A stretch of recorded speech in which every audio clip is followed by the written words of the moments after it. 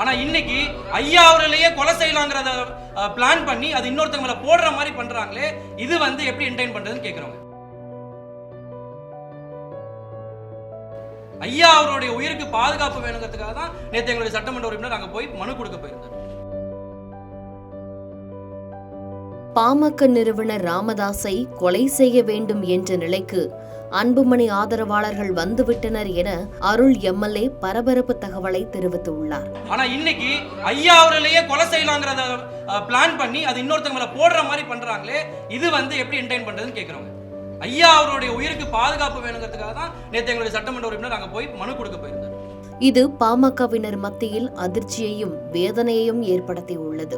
இது குறித்து அவர் கூறுகையில், தைலாபுரம் இல்லத்தில் ஒட்டுக்கேட்பு கருவி வைக்கப்பட்டது. இது தொடர்பான புகாரில் போலீசார் நடவடிக்கையை எடுக்கவில்லை. ராமதாஸ் வீட்டில் உள்ள சிசிடிவி பதிவுகளை அன்புமணியின் ஆதரவாளர்கள் வைத்துள்ளனர்.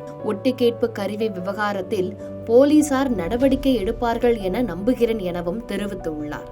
பாமக நிறுவனர் டாக்டர் எஸ் ராமதாஸ் மற்றும் அவரது மகன் அன்புமணி ராமதாஸ் ஆகியோருக்கு இடையேயான மோதல் அண்மை காலத்தில் தமிழ்நாட்டு அரசியலில் பேசு பொருளாக மாறியுள்ளது. இது ஒரு தந்தைக்கும் மகனுக்கும் இடையேயான குடும்ப பிளவாகவும் அதே சமயம் அதிகாரத்திற்கான மோதலாகவும் பார்க்கப்படுகிறது.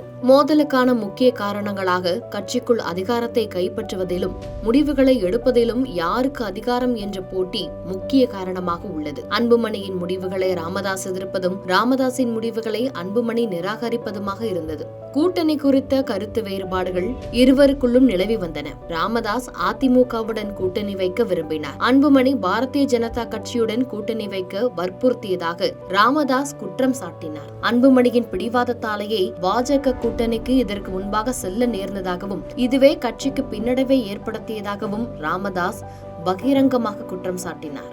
மேலும் அன்புமணி தனது பெயரை பயன்படுத்தக்கூடாது என்றும் மீறினால் விளைவுகளை சந்திக்க நேரிடும் எனவும் ராமதாஸ் எச்சரித்தார். அன்புமணி ராமதாஸ் பொதுவாக தன் தந்தையை பற்றி பொதுவெளியில் பேசுவதை தவிர்த்து வந்தார். ராமதாஸ் தான் கட்சியின் நிறுவனர் மற்றும் தந்தை என்றும் அவர் எப்பொழுதும் அனைவரின் இதயத்திலும் இருக்கிறார் என்றும் மேடையில் அவரது நாற்காலி காலியாக இருந்தாலும் அது அவருக்கானதுதான் எனவும் பொதுக்கூட்டத்தில் தெரிவித்தார். இந்த மோதல் பாமக கட்சியின் எதிர்காலத்தை பற்றியும் அதன் அரசியல் கூட்டணியை பற்றியும் பெரிய கேள்விகளை எழுப்பியுள்ளது. ராமதாஸ் அன்புமணி இடையேயான பிரச்சனையால் கட்சியில் உள்ள தொண்டர்கள் பாதிக்கப்படுவார்கள் எனவும் கூறப்படுகிறது.